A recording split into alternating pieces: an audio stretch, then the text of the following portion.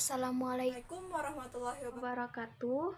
Perkenalkan, kami dari Kelompok 11 yang beranggotakan saya Rahma Hidayati, saya sendiri Lailatul Jannah. saya Nur Khalisa. Pertemuan kali ini kita akan membahas tentang teknik manajemen diri atau self management.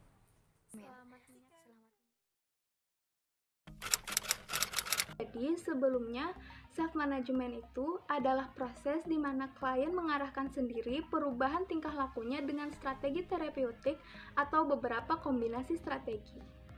Jadi, teknik perubahan perilaku self management merupakan salah satu dari penerapan teori modifikasi perilaku dan merupakan gabungan teori behavioristik dan teori kognitif sosial. Selanjutnya, karakteristik self-management. Jadi, karakteristik yang pertama adalah kombinasi dari strategi mengelola diri sendiri biasanya lebih berguna daripada sebuah strategi tunggal. Yang kedua, penggunaan strategi yang konsisten adalah esensial. Yang ketiga, penggunaan penguatan diri sendiri merupakan komponen yang penting. Yang keempat, tunjangan yang diberikan oleh lingkungan harus dipertahankan. Yang kelima, perlu ditetapkan target yang realistis, kemudian dievaluasi. Yang keenam, dukungan lingkungan mutlak perlu untuk memelihara perubahan-perubahan yang merupakan hasil dari program self-management. Nah, selanjutnya ada manfaat dari teknik manajemen diri atau biasa yang kita sebut dengan self management. Di sini manfaatnya ada 4. Yang pertama, membantu individu mengelola diri baik dari segi perasaan, pikiran ataupun perbuatan secara optimal. Yang kedua, dengan melibatkan individu secara aktif, maka akan muncul perasaan bebas dari kontrol orang lain. Yang ketiga, dengan memberikan tanggung jawab penuh kepada individu atas perubahan yang terjadi pada dirinya, maka ia akan merasa bahwa itu adalah berkat usahanya sendiri. Yang keempat atau yang terakhir, individu semakin yakin untuk menjalani hidup sesuai dengan arahannya, dan ketika dia menghadapi masalah, ia tidak bergantung lagi dengan orang lain. Nah, setelah mengetahui manfaat apa saja yang terdapat dalam teknik manajemen diri, selanjutnya kita masuk ke dalam pembahasan prinsip-prinsip teknik manajemen diri atau self management. Prinsip-prinsipnya itu ada 4. Yang pertama, pemantauan diri atau self monitoring. Nah, self monitoring ini adalah suatu proses di mana individu mengamati serta mencatat segala sesuatu tentang dirinya terhadap interaksinya dengan lingkungan. Lalu yang kedua ada reinforcement yang positif atau bisa kita sebut dengan self reward. Nah, prinsip ini digunakan untuk membantu individu mengatur serta memperkuat perilakunya melalui konsekuensi yang dihasilkannya sendiri. Yang ketiga, ada kontrak atau perjanjian dengan diri sendiri atau bisa kita sebut dengan self-contracting. Nah, pada prinsip ini ada beberapa hal yang harus diperhatikan oleh individu. Yang pertama itu, individu harus membuat perencanaan tentang perubahan apa saja yang akan dia lakukan.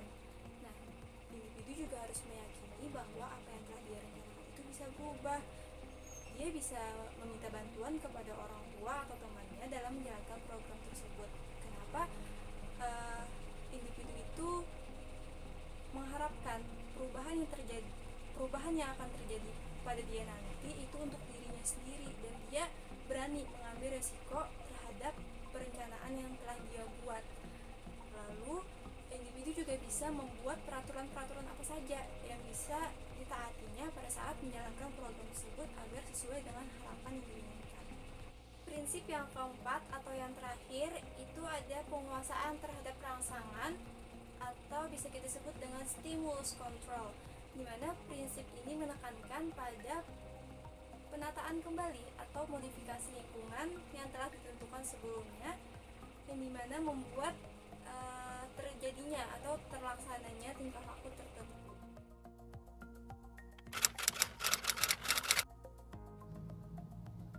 Selanjutnya adalah tahap-tahap teknik manajemen diri. Menurut Sukaji, ada beberapa langkah dalam pengelolaan diri, yaitu yang pertama, tahap monitor diri atau self-monitoring. Pada tahap ini, konseli dengan sengaja mengamati tingkah lakunya sendiri serta mencatatnya dengan teliti. Hal-hal yang perlu diperhatikan oleh konseli dalam mencatat tingkah laku adalah frekuensi, intensitas, dan durasi tingkah laku. Terus yang kedua adalah tahap evaluasi diri atau self-evaluation. Pada tahap ini, konseli membandingkan hasil catatan tingkah laku dengan target tingkah laku yang telah dibuat oleh konseli. Perbandingan ini bertujuan untuk mengevaluasi efektivitas dan efisiensi program. Bila program tersebut tidak berhasil, maka perlu ditinjau kembali program tersebut. Apakah target tingkah laku yang diterapkan memiliki ekspektasi yang sangat tinggi? Ataukah perilaku yang ditargetkan tidak cocok? Ataukah penguatan yang diberikan tidak sesuai? Terus yang ketiga, ada tahap pemberian penguatan, penghapusan, dan hukuman atau self-reformment. Pada tahap ini, konseli mengatur dirinya sendiri, memberikan penguatan, menghapus, dan memberikan hukuman pada diri sendiri. Tahap ini adalah tahap yang paling sulit karena membutuhkan kemauan yang kuat dari konseli sendiri untuk melaksanakan program yang telah dibuat secara kontinu. Yang keempat adalah target behavior. Dalam asesmen behavioral, menunjuk bahwa tingkah laku spesifik yang diamati, diidentifikasi, dan diukur dengan maksud selaku upaya pengubahan tingkah laku dalam kaitannya dengan lingkungan. Akan menjelaskan tentang kelebihan dan kekurangan dari teknik manajemen diri. Kelebihan teknik manajemen diri yang pertama yaitu pelaksanaannya cukup sederhana. Terus yang kedua, penerapannya juga dapat dikombinasikan dengan beberapa pelatihan yang lain. Terus yang ketiga, pelatihan ini dapat mengubah perilaku individu secara langsung melalui perasaan dan sikapnya. Dan keempat, di samping dapat dilaksanakan secara perorangan, teknik manajemen diri ini juga dapat dilaksanakan secara berkelompok. Selanjutnya yaitu kekurangan dari teknik manajemen diri. Yang pertama yaitu tidak ada motivasi dan komitmen yang tinggi pada diri individu itu sendiri. Terus yang kedua, target perilaku seringkali bersifat dan persepsinya sangat subjektif. Terkadang sulit dideskripsikan sehingga konselor sulit untuk menentukan cara memonitor dan mengevaluasi si target ini. Terus yang ketiga, lingkungan sekitar dan keadaan diri individu di masa mendatang sering tidak dapat diatur, juga tidak dapat diprediksikan dan bersifat kompleks. Yang keempat, individu bersifat independen. Yang kelima, konselor memaksakan program pada konseli. Terus yang keenam, tidak ada dukungan dari lingkungan.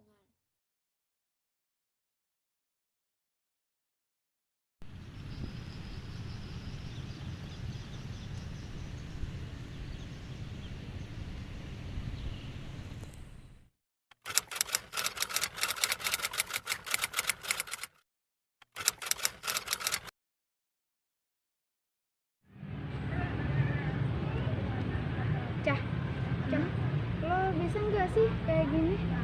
Coba lihat dulu. Ica, bentar.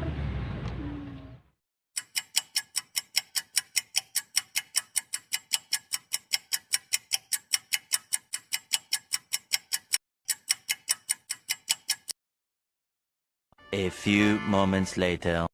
Cah, ya ampun, kamu kok nggak respon aku sih? Ini kan tugas kita. Kalau kamu gini terus, aku nggak mau masukin nama kamu di kelompok dan nilai kamu jadi anjlok. Iya, nanti aku yang print.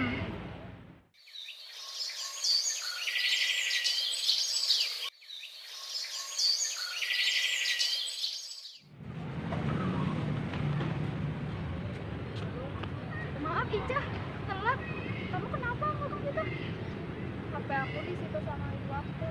Kemarin itu ibu guru menelpon dan katanya aku nggak ngerjain tugas individu dan jadi nilai aku anjlok, makanya HP aku disita sama mamaku. Makanya lain kali kamu harus memperhatikan tugas-tugas dari sekolah dan jangan jangan melalaikan tugas yang telah diberikan. Makasih Ella, dan aku sekarang jadi sadar dan bisa memanajemen diriku sendiri. Alhamdulillah kalau kamu sudah sadar.